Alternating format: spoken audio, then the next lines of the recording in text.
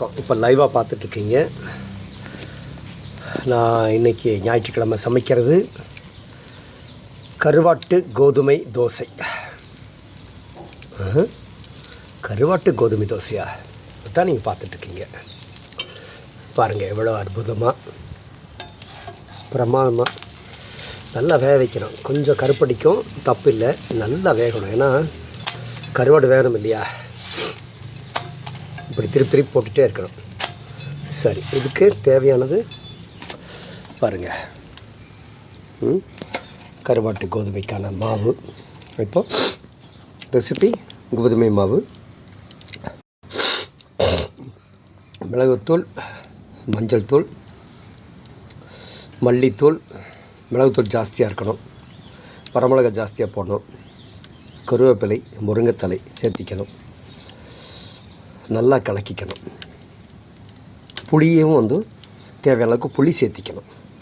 அப்புறம் தக்காளி, ஒரு 4 தக்காளி 5 தக்காளி நல்லா கட் பண்ணி போடணும். அப்புறம் ஒரு முட்டை 2 முட்டையை அதில் சேர்த்து போடணும். அப்புறம் தக்காளியை நல்லா துண்டு துண்டாக நறுக்கி உள்ளே போடணும்.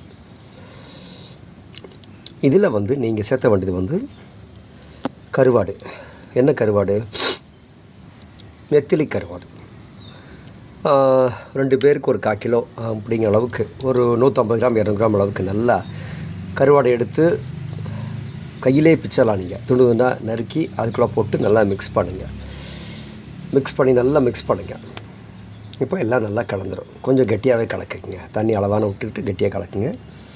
இப்போ இதில் தேவையான இஞ்சி, அப்புறம் நீங்கள் சேர்த்தக்கூடிய அந்த லவங்கப்பட்டை அதெல்லாம் போடல. நீங்கள் எல்லாம் போட்டு நல்லா கலக்கி விட்டு சுட்டிங்கன்னா பாருங்கள், அடடா கருவாட்டு கோதுமை தோசை.